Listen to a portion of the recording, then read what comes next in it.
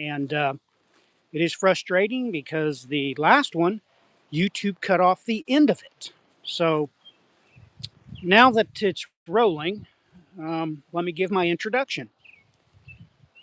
God bless everybody. Matthew Miller here from Maranatha Ministries. Today we're going to ask a very important question. When you go up to many Christians today and ask them, where is your home? They will tell you heaven. This is contrary to the entire purpose of God's creation. We, that is, humans, we are the pinnacle of His creation.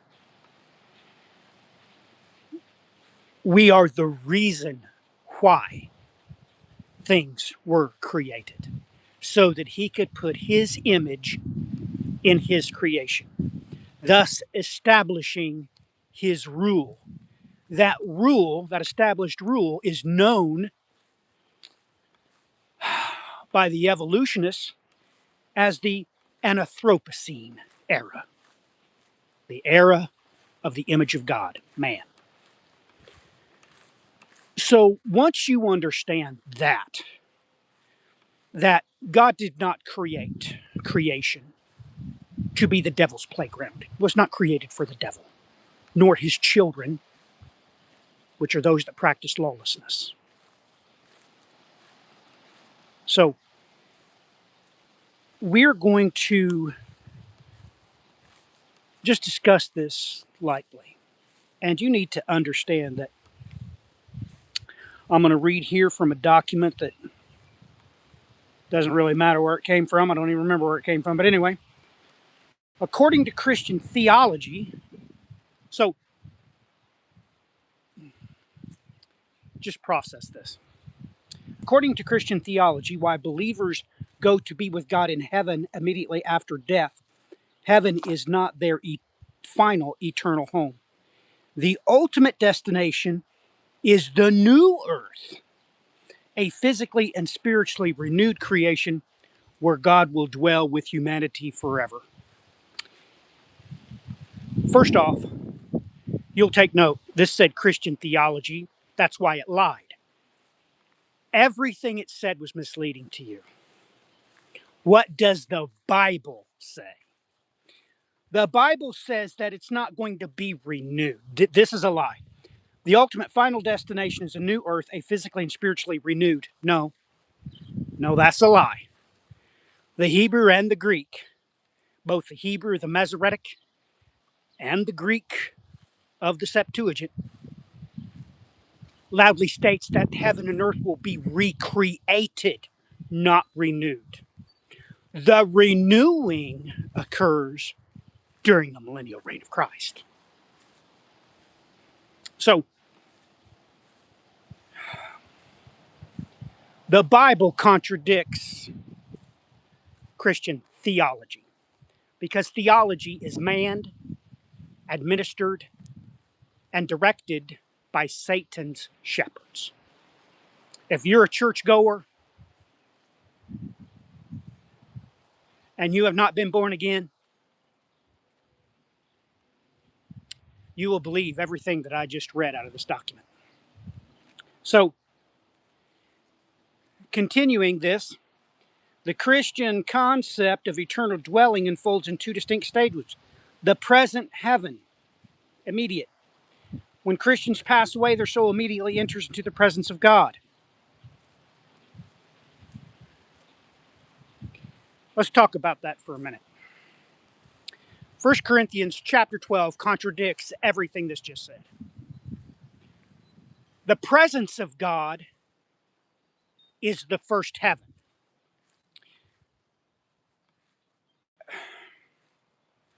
Literally speaking, the book of Hebrews is built around this concept that there's three heavens, not seven.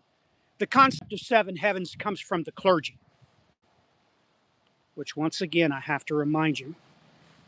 I have to remind you of this end times dragon clericus. It has 7 heads.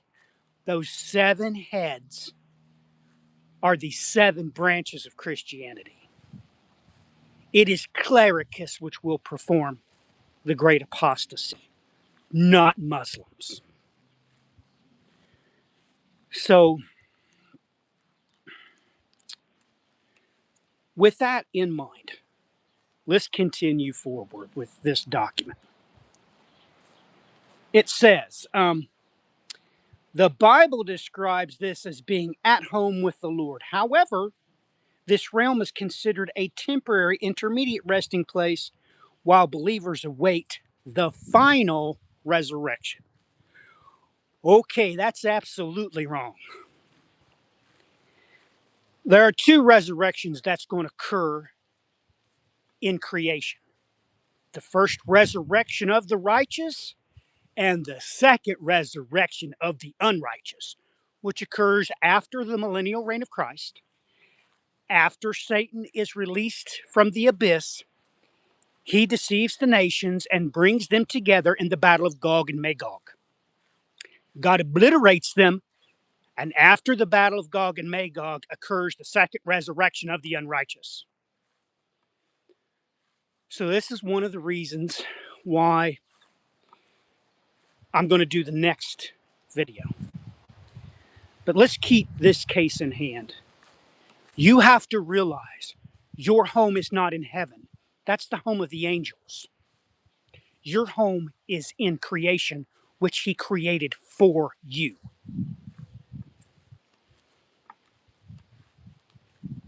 This is why the Anthropocene is the beginning, because everything that was done before was made for the benefit of the image of God.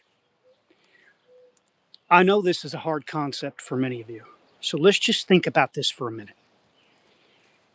Let's say you're going to get a herd of sheep. You're going to start out as a shepherd, which requires millions of dollars. Let's say you're going to get 100 head of sheep. You don't buy 100 head of sheep and just bring them home to your home in a subdivision. No, you can't do that. You first have to have a place to keep them. Most importantly, not standing up, because you can stand up the sheep into a pen in a relatively small amount of space. However, they must lay down. And they must have a sustainable food source. So you're talking a big enough barn, or more importantly, barns, to house 100 sheep, to have enough land to provide them food before you ever get started. You have to prepare the place before you buy the sheep. We could just do this to redundance. Let's say you are going to buy a bird as a pet. You must first buy the cage. Let's talk about anything. If you create a domain, a domicile for anything that has the breath of life in its nostrils, you must first prepare the place, not acquire the occupant. So, know and understand, this is why Adam is the pinnacle of God's creation. To establish the Anthropocene era, in order to do that, to establish this era, you first had to create the domicile before you created the dominator.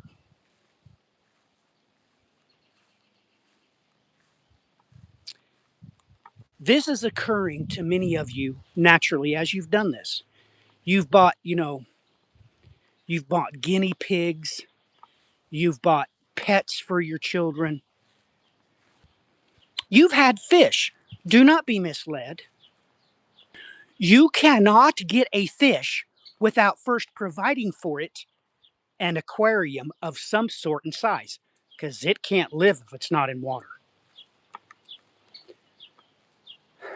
So, with this in mind, let's go to number 2 of this document. The new earth, the ultimate goal of the Christian faith is not escaping the physical world, however, but to rather the restoration of the cosmos. According to Revelation chapters 21 through 22, the New Jerusalem comes out of heaven to the new heaven and new earth to its eternal state. I already stated this is using the wrong word. It's going to be recreated. During the millennial reign of Christ, it will be restored to completely different things.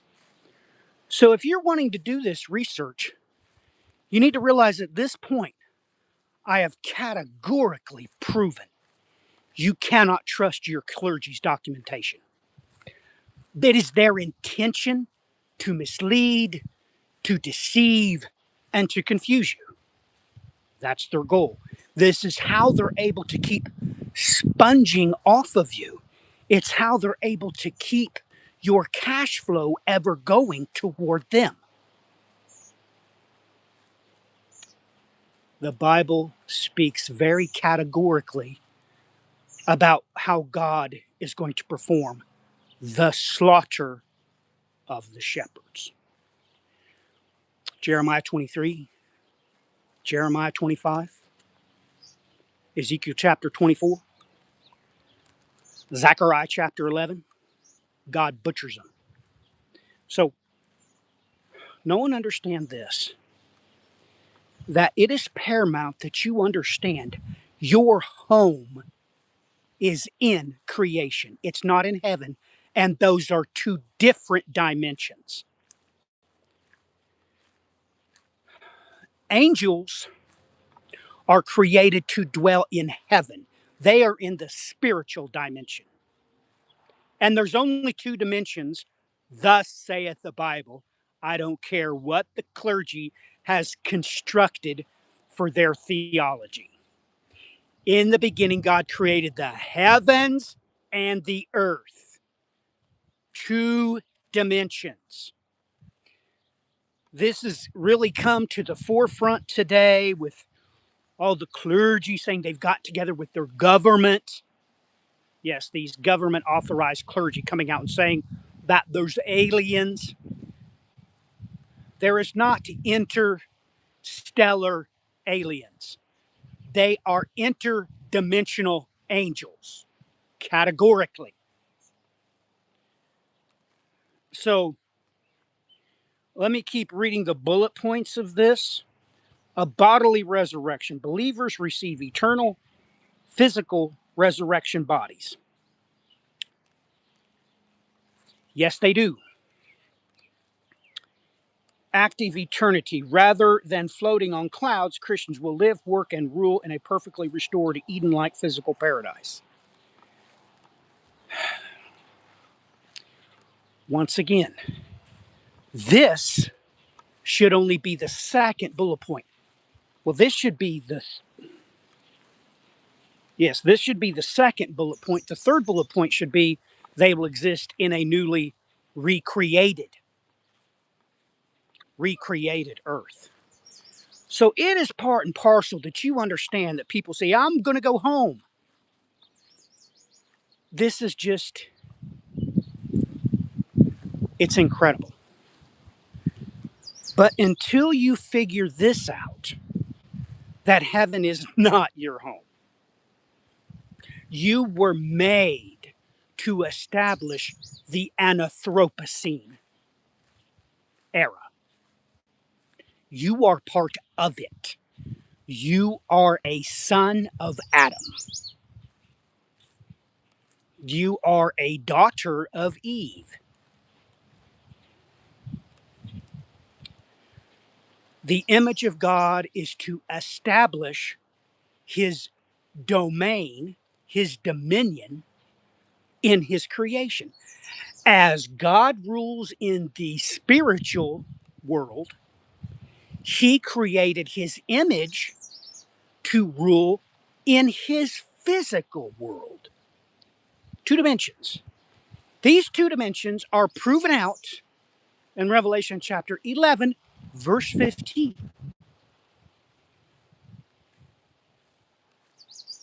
There it plainly says in Greek, kingdoms, the kingdoms of our Lord and of his Christ. Two dimensions. So people need to realize, and they need to stop saying that. You want to go home. You want to go home. You are home. This is the environment. This is the domain that God created for you. He did not create it for Satan so Satan could have a playground. There is coming a day when Christ is coronated. There is coming a day when Christ will return. And you need to realize Satan will be expelled from his domain. This is not his domain. His domain is heaven. He's going to get kicked out of it. So it's very important that you understand that your home is here. Now, that means you're going to have to take part in a resurrection. You need to know there's 3 different types of revenants. What's a revenant? A revenant is someone who's been resurrected from the dead. If you look in the Merriam-Webster's dictionary, guess what? The definition of someone that's been resurrected is called a revenant. That comes from the French renouvier. So you need to understand that the Greek has a title for these 3 different types. And they are, in the Greek, called the anastases.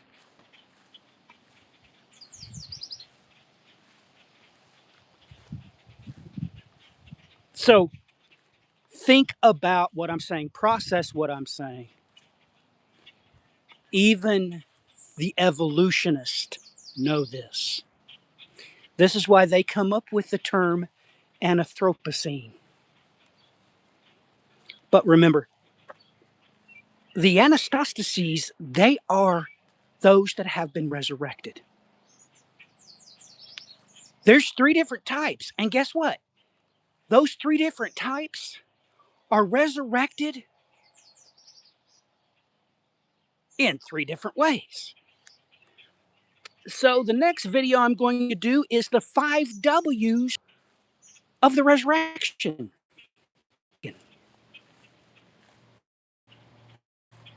of Satan shepherds. So I'm going to have to entitle it the 5 W's of the who, what, where, when, why. Why do these things happen? Where do they happen? Why does this say this? Why is there so much confusion over what the last trump is? I mean, is the last trump on the feast, is the last trumpet blown on the Feast of Trumpets? And how many trumpets are blown on the Feast of Trumpets? Lord have mercy. How many trumpets are blown on the Feast of Trumpets? What does the Bible say? I don't care what your clergy says. Your clergy are members of the dragon Clericus.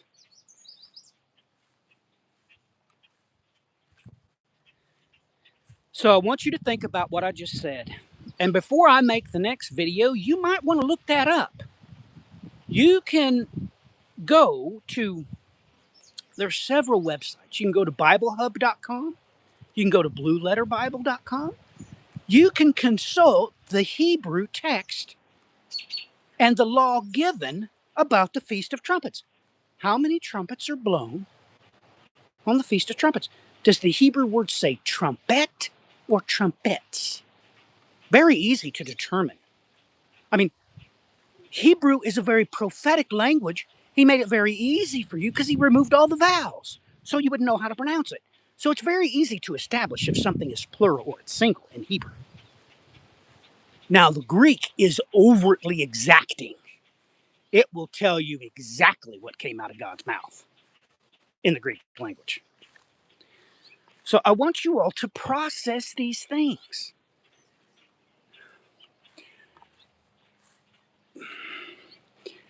The eschatology that theologians teach are just layers of lies. They're layers of lies. I need to end this video by reminding you that if you're a churchgoer, you're not going to participate in the resurrection, any resurrection. Only those that have been born again will. You must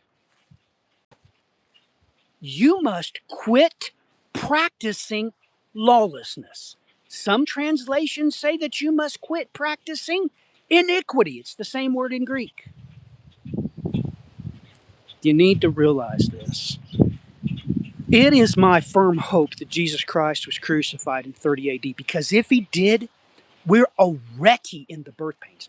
The birth pains actually started February the 9th, 2024.